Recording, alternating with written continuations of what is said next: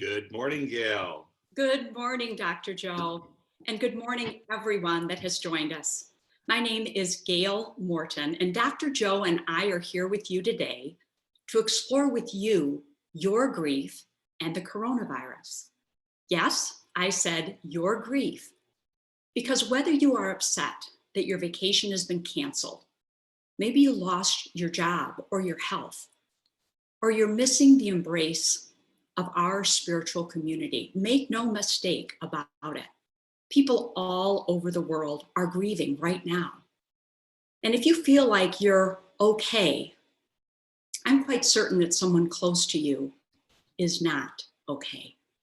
So with that introduction, I'm going to pray us in by sharing a beautiful prayer that was written by Rabbi Yosef Knespi. Every hand that we don't shake must become a phone call that we place. Every embrace that we avoid must become a verbal expression of warmth and concern. Every inch and every foot that we physically place between ourselves and another must become a thought as to how we might be of help to that other, should the need arise. So I just love that pandemic prayer. And why did we begin with that beautiful prayer this morning? Well, because this prayer is really speaking to an important truth about grief. It's talking about loss. It says every embrace that we avoid, that's a loss, something that we're all experiencing. And at the same time, in the midst of these hard facts, our losses, our social and physical distancing, we always have the opportunity to look at our losses, our hard facts, from a different perspective, as the rabbi did in this prayer. And that is powerful. You know, that's really our teaching. Thoughts are things, so choose the good ones. So if it's that simple, and we're here today because it's not, why do we all experience the turmoil, the emotional turmoil of grief? And the answer for me comes back to the concept of balance. When we talk about mind, body, and spirit, all aspects of the one being in balance, we have to remember that body is not just our physical body. It's our emotional body as well. And the definition of grief that I love, grief being the feelings that we have inside around those losses that we've experienced, is that grief is normal and natural emotional response to loss of any kind. And the reason that I love that definition is, first of all, grief is not an illness. It's normal and it's natural. It's also emotional, and it's to loss of any kind. So in grief work, we don't compare losses. A loss is whatever is significant to you. So whatever our loss may be, our emotional body must stay in balance with our physical body, or we're going to feel it. And I know we all have. And if our loss is relatively minor, so we can't get our favorite breakfast burrito right now, we may simply be able to change our perspective, as the rabbi suggests in the prayer that I shared. And then we move on in balance. But what if during this pandemic, we have experienced for us what is a significant loss? So just say we've lost our job, or our health, maybe our business, maybe a beloved person. These are all significant losses. And when we experience significant loss, our physical body tends to charge forward. And we wear the mask and gloves to the store, but we still physically walk in to buy our groceries, right? So that's our body physically charging forward.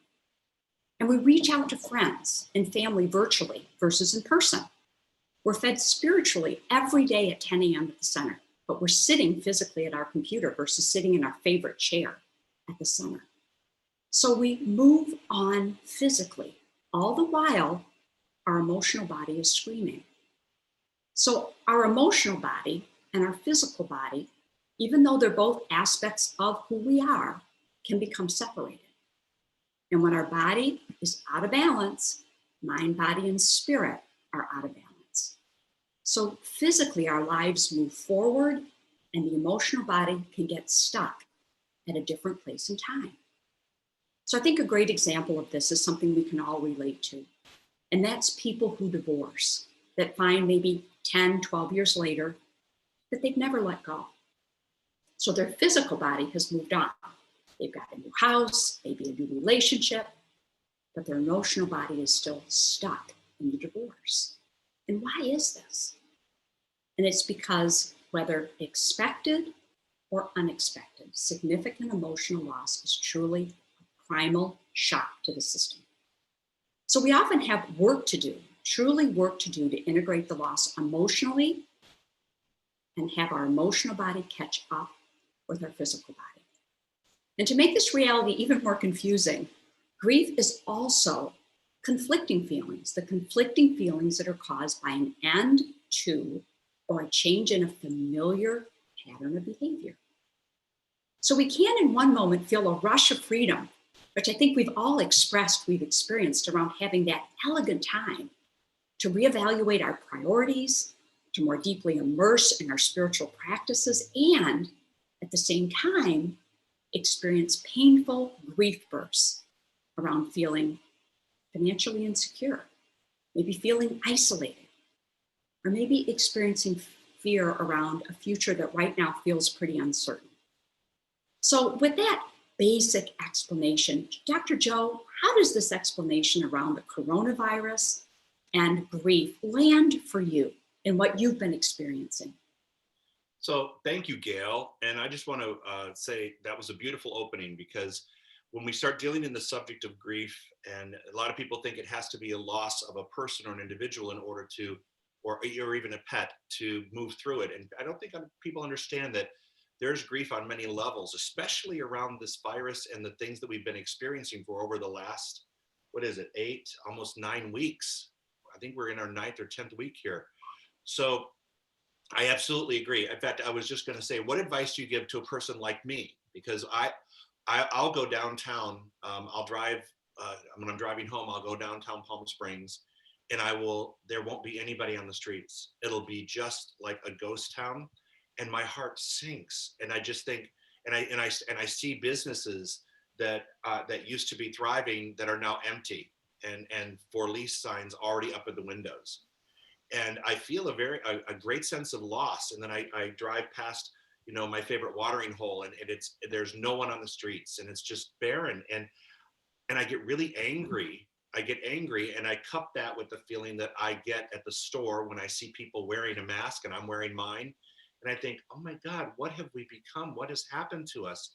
And I can't see their smile, or I can't identify people, because I didn't realize how much happens between the nose and the chin, and you don't realize how much we really look at each other from this place, and hear one another and see, follow each other's lips and conversation.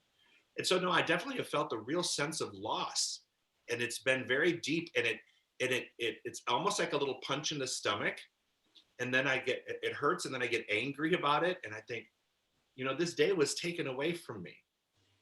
This experience that I normally would have at this point in my life, I feel like I've given up.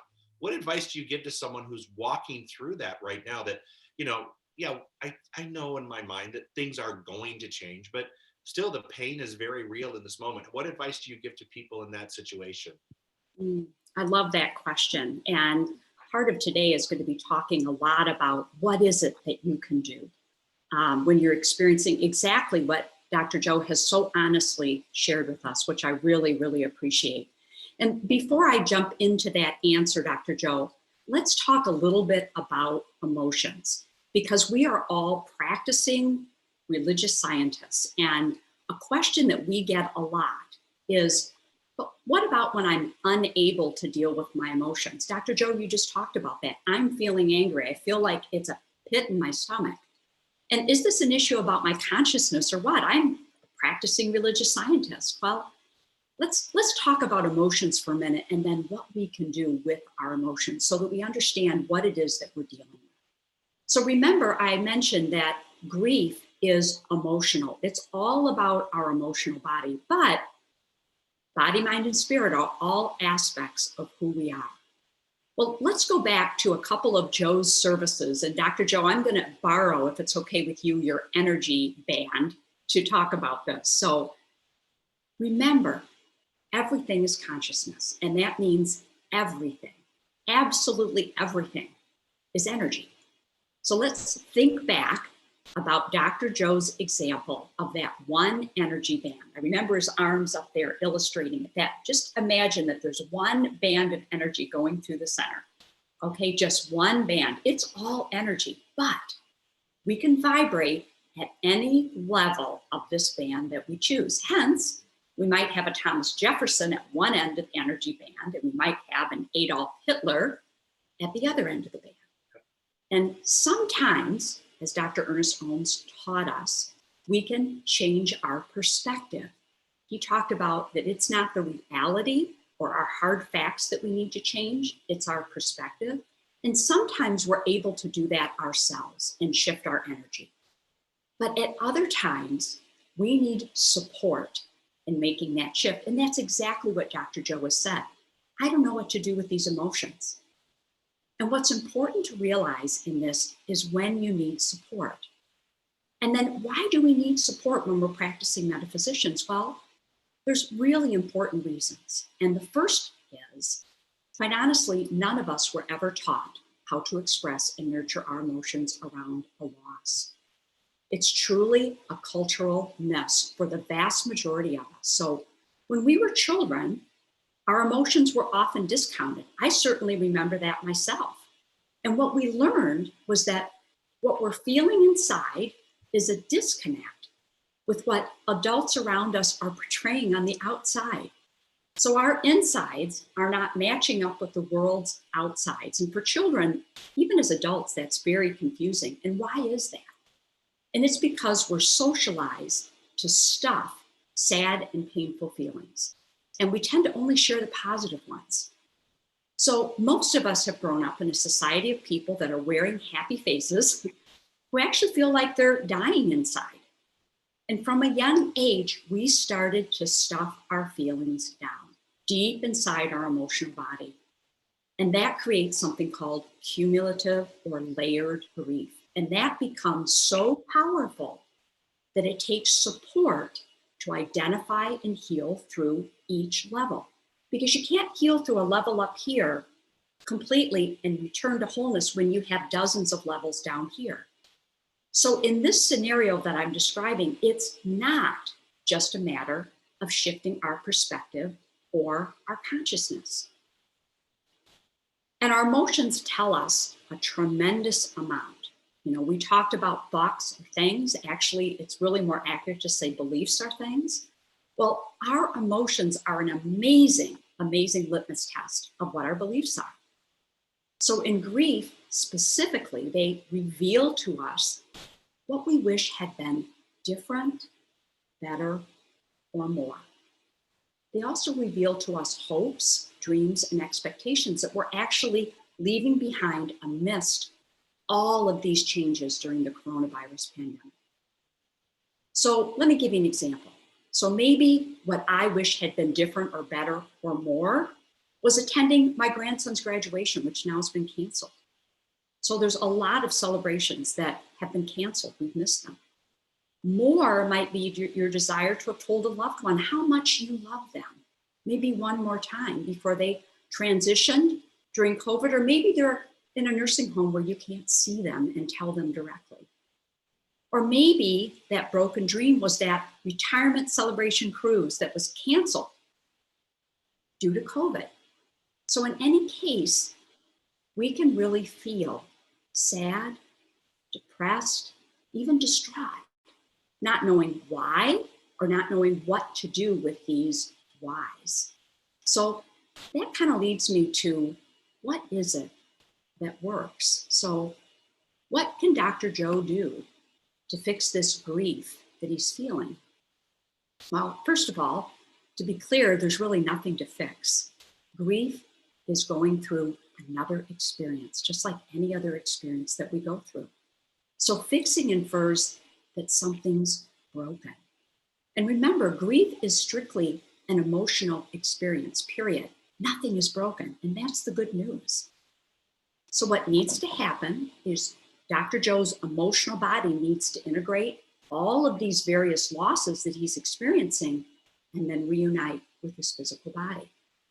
And it's what we call a healing, which is a return to wholeness. So with that, consider some of these tips that you can try. So one of my favorite ones is what Dr. Joe just illustrated for us. Be honest, not strong. Dr. Joe could have just said, I'm okay, which is what most of us say when people ask how we're doing. But you want to tell the truth about yourself all of the time. And I can't emphasize that enough. To be healthy, emotionally and spiritually, you need to tell the truth about yourself all the time. And be honest if your children or your friends ask how you're doing. So getting your emotions out, and we'll talk more about this, is extremely important, probably the most important thing. So plus, when you go first, like Dr. Joe did, and shared his emotions, he's being honest with how he's feeling first. And what happens there is it makes it safe for the other people in your life to do the exact same thing. So be honest. You don't need to be strong. Tell the truth all of the time about how you're feeling. The second one that I think is really important too is to be a safe friend and find a safe friend or a family member. So what I mean by safe is find someone who will listen to you, validate your feelings, and will not analyze you, will not try to fix you, will not criticize your thoughts or feelings or challenge you in any way. And what I call that in our grief groups at the center is being a big heart with ears. Try it sometime, listening from your heart, being that safe friend. Our hearts don't criticize or challenge. That's all in our heads and our minds. And the best way to have a safe friend is to be a safe friend. That's probably the biggest question that I get in our grief groups is, I don't have a safe friend. What do I do? Well, the best way to have a safe friend is to be a safe friend. The third thing is don't isolate. Reach out to people. You can reach out via telephone, social media, video chat, coming into these virtual Zoom groups, 10 o'clock every morning through the center. This is your spiritual community. And if you happen to have a smaller network of friends, that's okay too.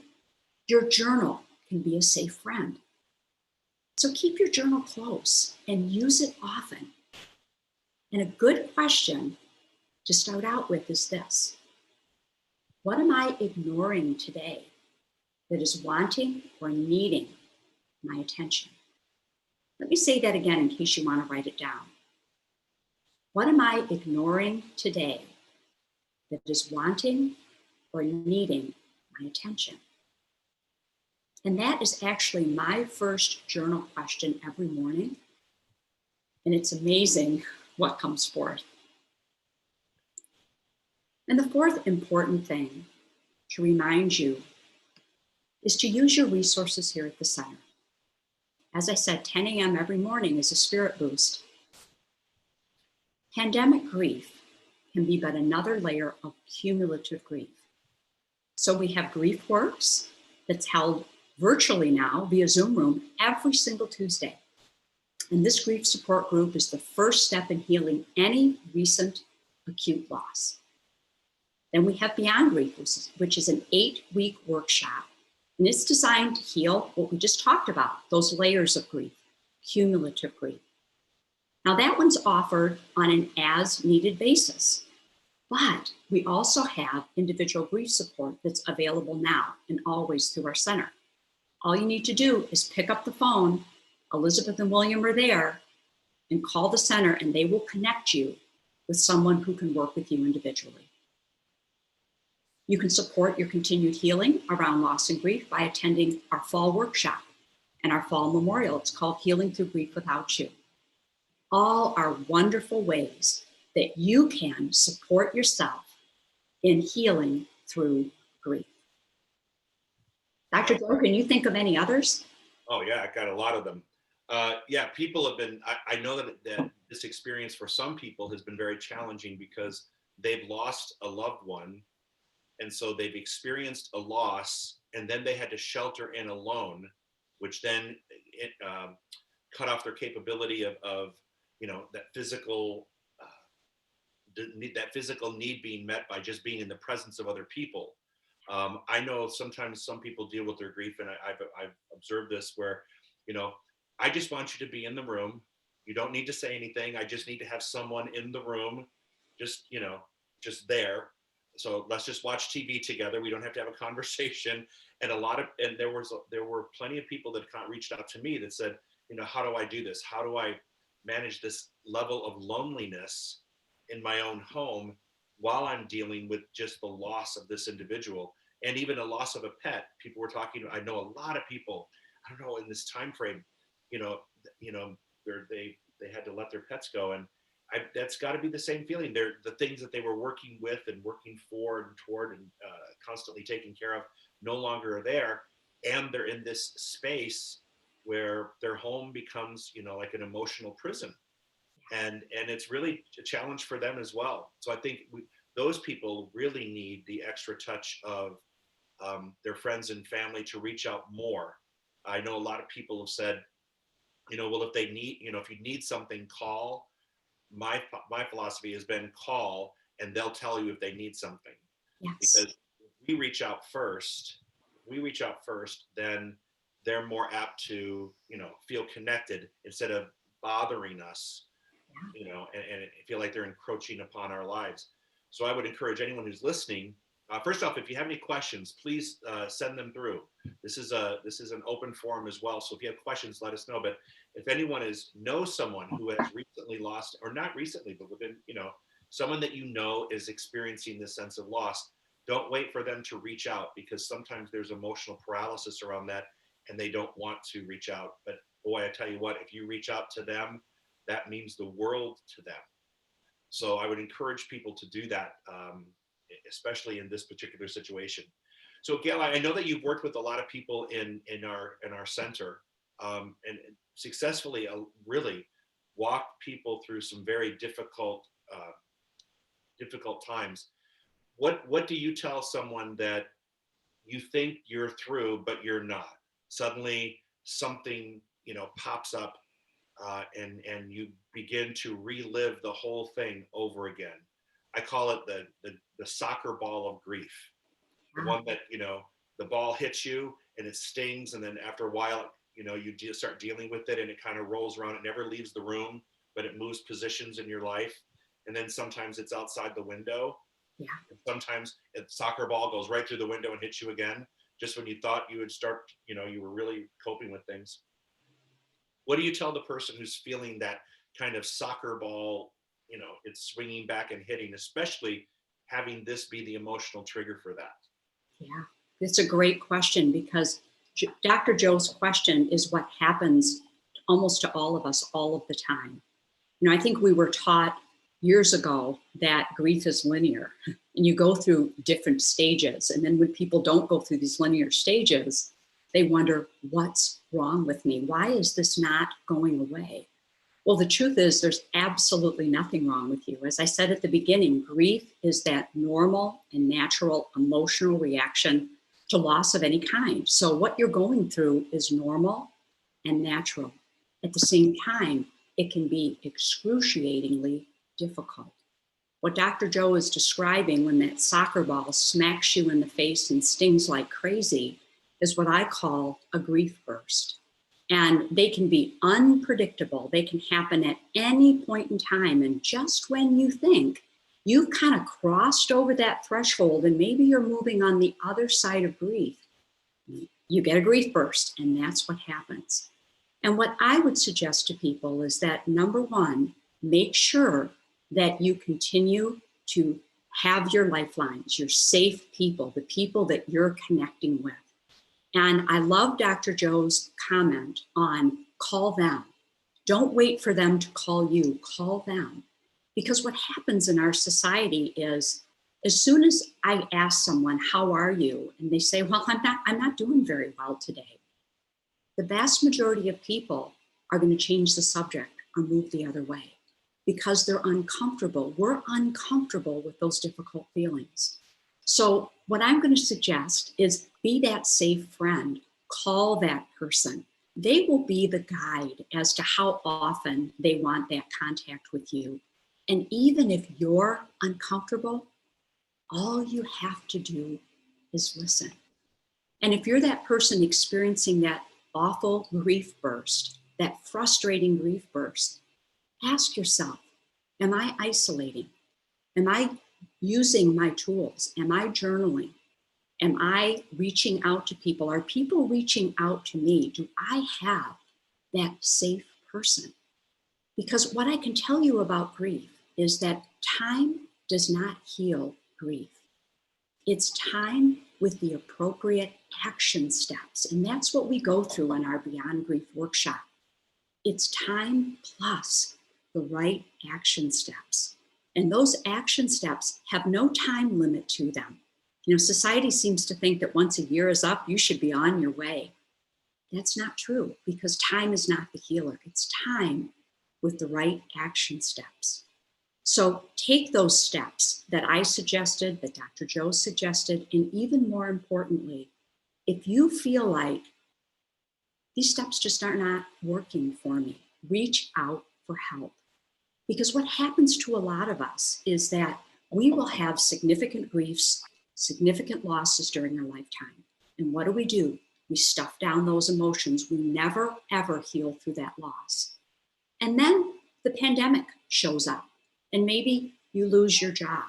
Or maybe actually nothing really happens, but you're having to isolate and socially distance and physically distance. And you can't figure out why you feel so awful. Well, chances are it's not just the recent loss that you've had. It's the culmination of all those unhealed losses. And that's really the time when you start to feel perplexed. Why are these self-care tools not working? Reach out. Reach out to us at the center. We can help support you, because chances are you're working with cumulative grief. I can't think of a person I've worked with, including myself, which is how I got into this work, that wasn't filled with cumulative grief. So know what your tools are and know when to reach out to help, and we can help you. So Gail, let me ask you a question. When you're in a grief group like that, do you ever pair people up so that you have like a, I don't want to call it a grief buddy, but a support buddy that if people don't have, or they have, but other people can't relate? I know we have a grief group that supports, people who've lost children. Vicki has that group. Yes. And also that's a whole different kind of grief group that meets at our center. Yeah. So if you have that, please call the center too, because we can hook you up with that particular community. But do you ever pair people up in that environment? Because I mean, it seems to me that would be a person who's going through it would be able to say they're maybe a little more patient with listening to someone who's walking through that experience. Do you pair people up like that? Yes, we absolutely do. And the pairing is for two reasons, Dr. Joe. Number one, we never force a pairing. So we allow the pairings to happen naturally. So all the work that we do is in small groups. So no one ever has to worry about being uncomfortable, being truthful, being honest instead of being strong in a large group. We learn together in a large group and we reflect, but we work together in small groups. Generally, it's one-on-one.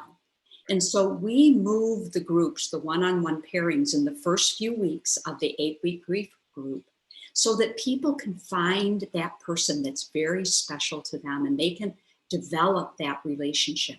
So that person then becomes a safe person that they can also continue to work with. Because We not only in these grief groups identify all the layers of grief that you've come in with, not just the one that brought you there, but all the layers of griefs that are truly exacerbating that.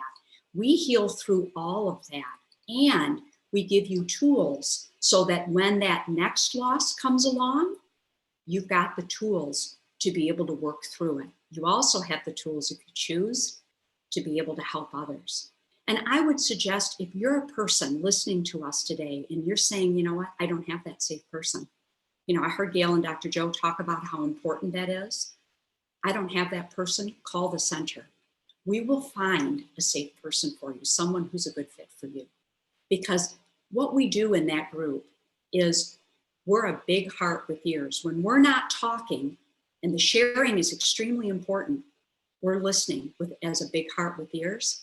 And what everyone will report back to me, which is the intention, by the way, they get as much out of being the safe friend, the big heart with ears, as they get out of their own sharing.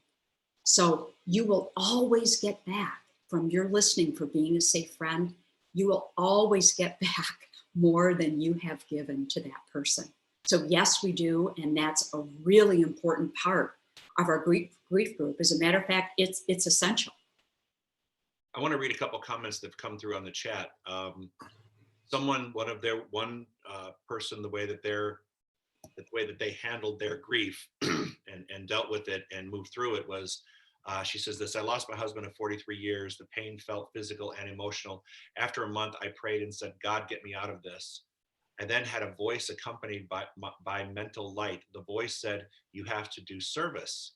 So I replied, okay, what? The voice said, you have to write prayers and affirmations for a year and give them to anyone who wants them. So I began doing this, and the grief mostly lifted within the month. I discovered that service is the key to handling grief. So here's someone who's just saying, you know, be of service to people. If you have the emotional and mental ability and capability there, and that energy, I strongly encourage you to be of service, because I think that is one way that I've seen people move through grief, is to, you know, don't stuff your feelings down and cover them with service, but allow service to be a part of your healing process.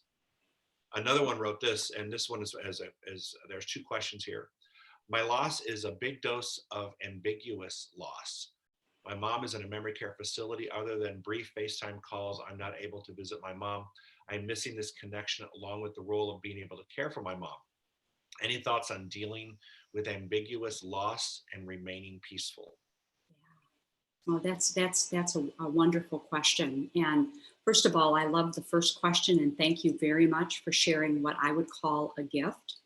It is very, very true that one of the most helpful things we can do at any point in time when we're experiencing a loss is to reach out to others. And as Dr. Joe said, the real important thing is that you do it and also acknowledge your loss and acknowledge your feelings and acknowledge your grief. You don't want to use that as a tool to ignore what's going on. And that can happen. A great example of that gift is Mothers Against Drunk Drivers. Great example. There are so many more. And for our guest that asked about her mother and that ambiguous grief, first of all, I want to tell you that I'm so sorry that you're experiencing that. And I can't imagine how difficult that has to be for both of you. So what I'm going to suggest is that you work with the personnel within that organization, and I'm guessing that you probably already have, to think, are there ways, different and unique ways, that you can reach out to your mother and she can know that you're there. We all see the beautiful pictures of people standing outside windows and just sharing a hand, you know, maybe sharing that heart. We do a lot of work with FaceTime with people that are in nursing homes, establishments that are shut down during this time. So there may be ways that you can do that. I would also suggest write some beautiful prayers, handwritten prayers, maybe on some beautiful stationery. Have them delivered in there. Usually, because they've discovered that COVID doesn't live well on surfaces now, they will deliver those for you, and ask one of the caring nurses to read them for you. Read them directly to your mom, as if you were there. So if there are things that you can do like that, I think that will be very healing for all of you. Please find that safe person. Please journal so that you can get all those emotions out. And remember that in spirit, there is no time and space. So whether you are physically next to your mom or not, you can be with her spiritually. And that spiritual bond is, in my experience, stronger than any other bond. As a matter of fact, that's why we can do spiritual mind treatment. We don't have to be with people to do it because there is no space and time. It's all energy. So please consider that as well. So let me share this too. One thing that I saw that a friend of mine did actually is they stop by Ralph's and they pick up a bouquet of flowers in a vase, and they actually bring their vase. And the first time, and they attach their picture and just the words "I love you" and just their picture to the vase, and they delivered it to the room so that it was in a prominent place in the room. There was a visual, the flowers and that person's face, and I'm not sure, but it just seems like a nice gesture that could possibly work. And then also every week they would just bring the bouquet of flowers by and give it to the staff and say, would you please replace the ones that are in there with these?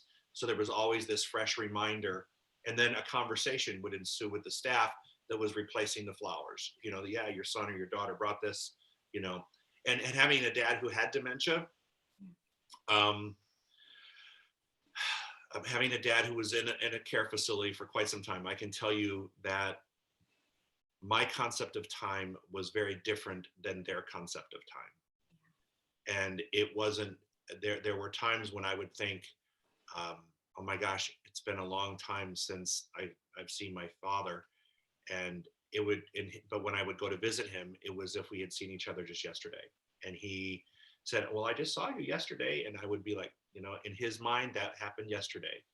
So the gift, I think, of dementia and being, and it is one of the few gifts I can find, is that, they're not remembering the things that are really happening. They may have a couple lucid moments here and there, but my experience, having walked through that with 12 years with my dad, was the gift of them not remembering that. But there were ways I could be present, and when I was there, it was it was good. But I just have to say that the memory of the time, it's going to feel like when we actually do get to reunite, that there wasn't a whole lot of time that went past in their mind. In our minds, there were many, many days, many, many weeks, many, many hours and minutes and struggle. But in their mind, it wasn't going to be nearly the depth of that separation that you're feeling. Also, I would say we have to really learn to trust the staff and taking care of our parents, our loved ones. And I know sometimes that can be a challenge, but it's part of this nature of this pandemic and this time that we've been experiencing this, to test our strength and faith in systems and people. And in this particular case, you're testing your strength and your systems of the facility and the people that are there, and their ability to take care. So I have to remember that and empower that. I also like to acknowledge the people that are of service to the facility. I would bring donuts to my dad's nursing facility and just say thank you, and my dad's gonna love this, so here, take him one and share one with him. And you bring something in like that and just acknowledge the staff and their work. I think that's an important aspect as well. Okay, so what can I say when people say their truth besides tell me more? So in other words, what if you said to somebody, how you doing, Joe? And they go, well, I'm not doing very well. What's the next sentence? Is that what you're asking? I hope that's what you're asking. So what would be the next sentence after that? Because a lot of people don't know what to say after they've said, how are you doing? And they say, not well, I'm struggling with this. Now, what do I say? Tell me about your struggle. Use the word that they have used to describe what they're experiencing. Just using that same word validates their feelings. And quite frankly, they're probably not going to expect that answer from you, because most people are going to back up. It's just too uncomfortable. So when you answer them that way and use the word that they're using, it allows them to open up and speak. And what I'm also going to suggest is as they speak, don't be afraid of those silences, those gaps in between what they're telling you. Yes, you can say, and what else? Or tell me more. But oftentimes, all you have to do is listen attentively. What I can tell you about people that are in grief is that they do not often formulate their words, their thoughts as quickly as the rest of us would be who maybe are not experiencing that same level of grief. So we tend to move in our conversations very quickly. Give them time. Be patient. If you just listen and you listen attentively to them, you will be amazed at how long they will speak, how much they will share with you, and how much they will reveal to themselves. Because what we know is that wisdom space lies within each one of us. And it is just that amazing wisdom space. And when we can clear enough space and enough clutter from around that, that wisdom space will emerge. I also think it's important to recognize that you're not there to fix them, that you're not going to have the answer for them. I mean, the problem that I find is people will ask that question, and then the person responds and says, well, I'm not feeling really well about, I'm feeling a sense of loss or separation, and they'll go, tell me about it. And as they dive deeper into the conversation, your mind is saying, okay, how do I help this person? How do I help this person? What do I do? What do I say? What do I say? And you're thinking, okay, well, do I tell, so should we, what do I say? And there's this urge to answer their question and try to fix it. And and in most cases, I think when people just say, look, I don't know what the answer is, but I'm here to listen to you and just to support you. So, there's a lot of, hand holding and head shaking and just saying, I get it. I hear you. I hear you. And maybe you can't identify with the sense of loss that they're experiencing because you haven't walked through it. So what you can do is, I can't imagine how much that hurts. And is there anything else that you would like to share? But just know that you can't go searching for the rabbit in the hat to pull it out and make it all better. There's no, magic, I dream of genie kind of thing where you just can fix it for them. The thing that I find most is that people just want to talk. And so when you give them that space and I would say this, when you call someone and they're experiencing grief, don't, or walking through something, don't try to put it into a 5-minute phone call. You better have some time on your calendar so they're not feeling like, well, you called to check in, but you're trying to get off the phone. So I would say, make sure that you're ready to hunker down for a little bit and actually listen for whatever length of time they would like to talk. So I would just say, be careful of the scheduling, but by all means schedule, but just be cognizant that you should leave some time to make sure you have that conversation. I love that, Dr. Joe. And one thing I'd like to add to that is always ask, how can I support you? Yep. And don't stop asking. The first few times you ask, they probably won't give you a solid answer. And you know what? That solid answer will come. And it takes practice.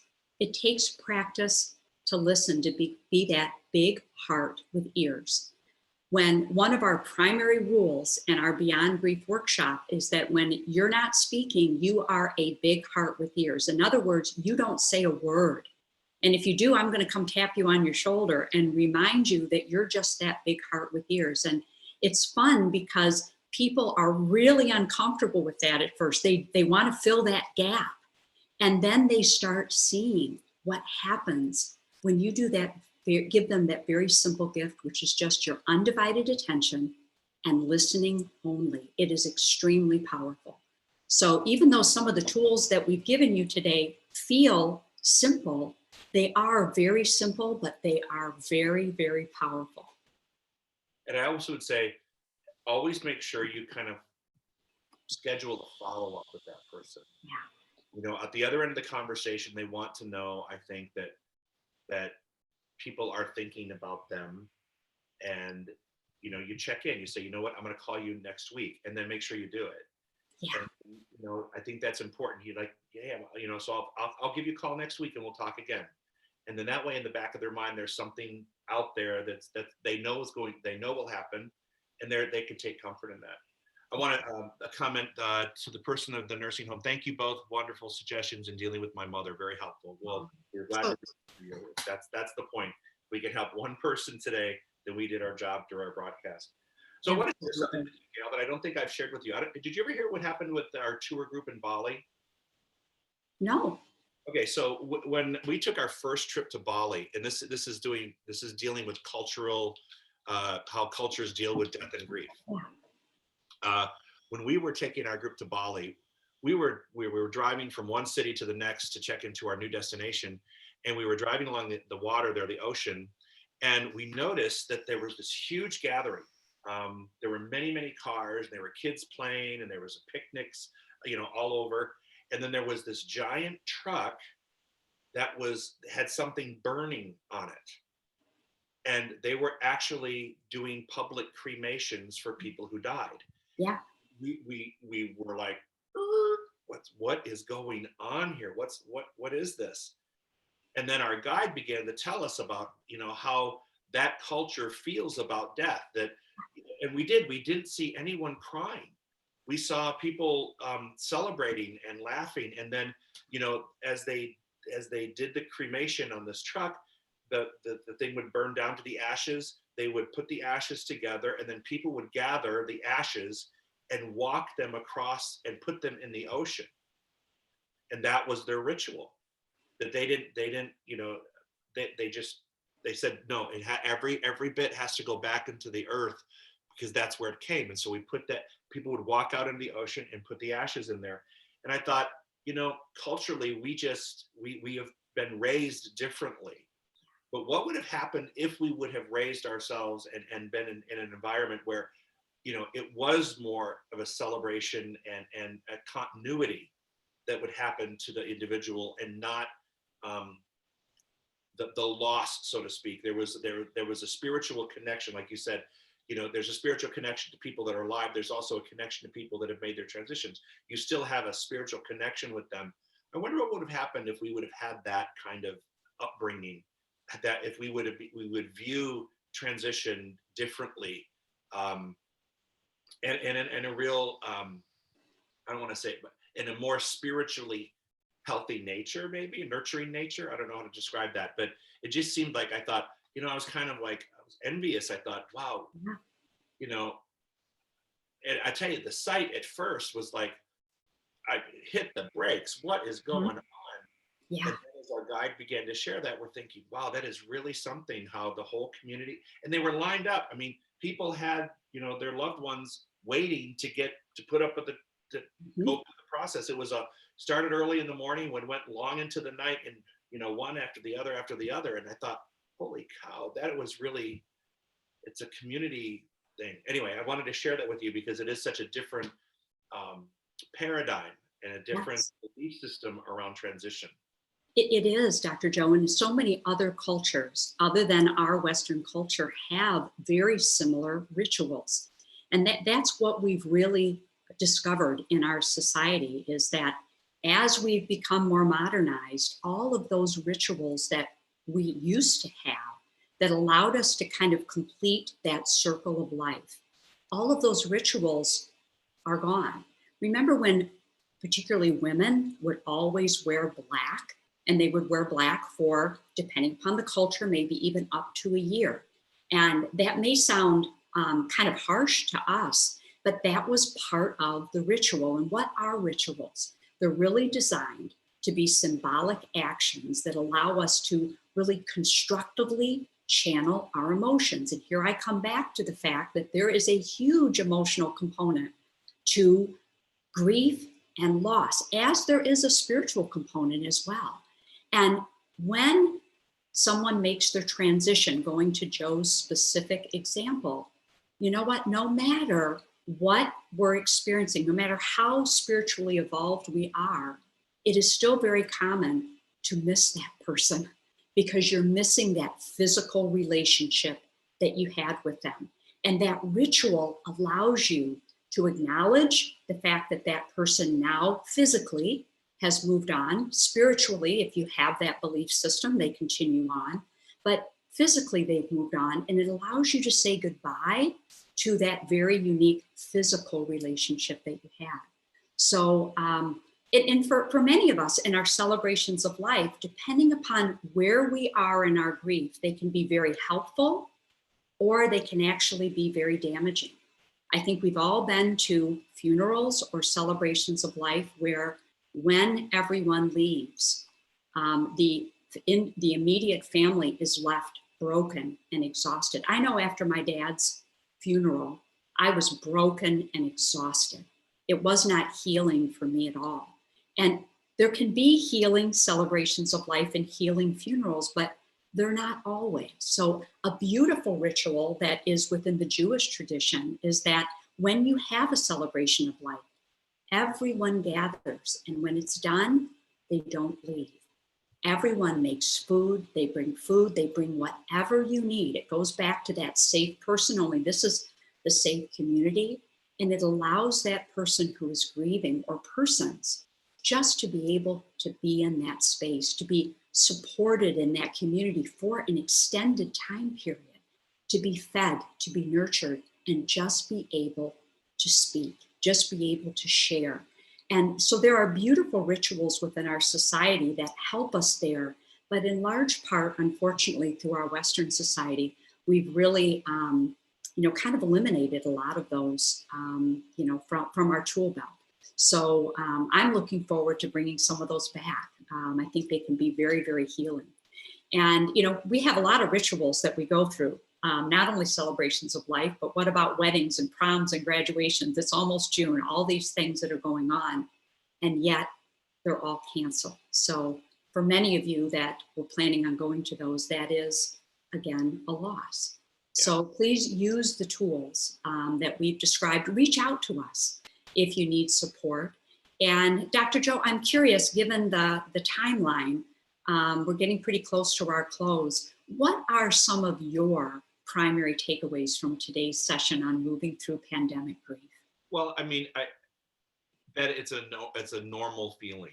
It's a natural, normal, just something to deal with and not stuff down, to actually articulate it. That's what I'm kind of grabbing onto that, and I've been trying to do that a little bit more. Sometimes I internalize it a little bit, and I think for various reasons, because I'm also dealing with the church, and there's a whole other component of not being able to meet the congregation and do the work that we normally do, and accessing people and reaching out to people.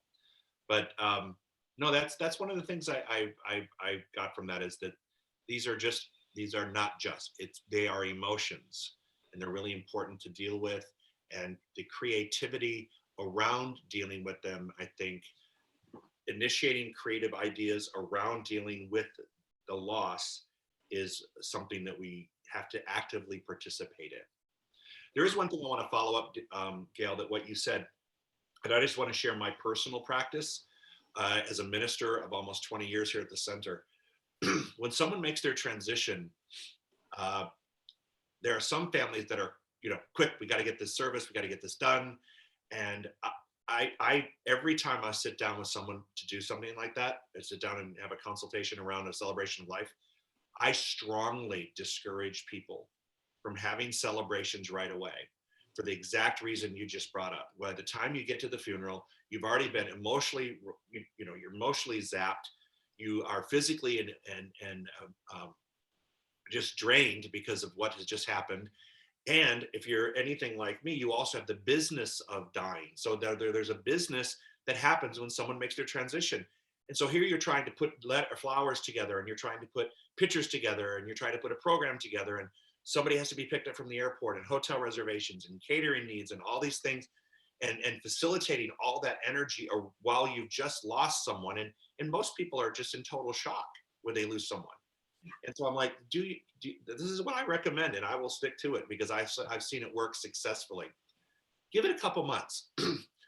Get through, because people think if I get it done, I just got to get this over with so I can start grieving. That's what they say. I got to get this over with so I can start grieving. I'm thinking, this is not the way you want to launch into your grief. In my opinion, I would say, why don't you get the business done first? Let's move at a slower pace. Let's give people the chance to make their own reservations and figure out their own lives as to how this is going to happen. Give people a date out in the future.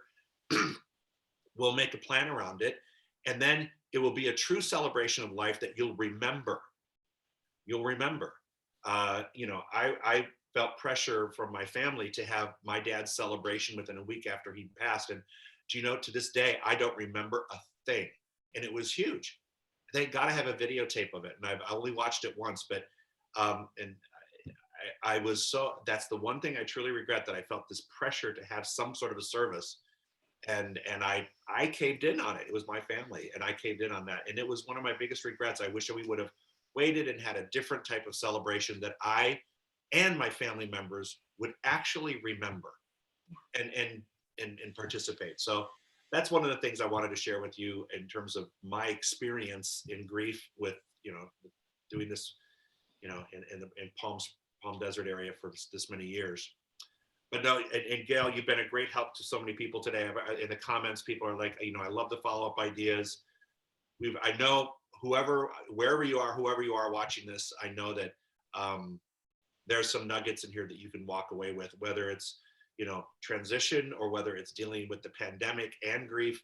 There's so many different things in here that can help you. And I appreciate, Gail, I so appreciate everything you did today. You're just bringing a wealth of information, and congratulations. Gail just passed her written exam for a ministerial, she's a ministerial student. She just passed her huge written exam, which I read over the answers, and I still can't believe, I don't know how you guys could retain all that stuff. So she did a great job, and now they'll be going into their other panels, I think, in a couple of weeks. So congratulations with that. And Gail, thank you so very much. So I'd like to lead us out in a prayer. Do you want to pray us out, or do you want me to? No, go ahead, Joe. All right. So let's take a deep breath in. And as we settle into this moment, we do so knowing that truly something that was said today has the ability to change our future. And so we use that spiritual discernment and that spiritual energy, and we decide which thing we want to hang on to, which idea we want to grow within our own experience. We say, thank you, beloved presence, for this wonderful opportunity. Thank you for allowing us to gather today and to share these ideas, to express these ideas, and to put them into the universe so that lives will change as a result. We're so very, very grateful for this time together. We call it good. We release it now into the law and say it, and so it is. And so it is. So it is. So on the agenda for tomorrow, Dr. Laura and I are going to do our little talk show tomorrow. So kind of pop in at 10 o'clock tomorrow morning. We have meditation on Saturday at 10 o'clock. And on Sunday, we've got our normal Sunday services. As always, we would ask you to please continue contributing to the center. This is a time when, donations are down a little bit, and we can use every single penny. We're so very grateful for that. So please, if you can, if you're still working, you have the ability to do so, click below here. I think there's a screen below where you can go make a donation. We're so very, very grateful for everything that you can do. So please continue to support us as we continue to support you. Have a great Thursday. And again, Gail, thank you so much. We appreciate everything you do. Have a great day, everybody. Thank you.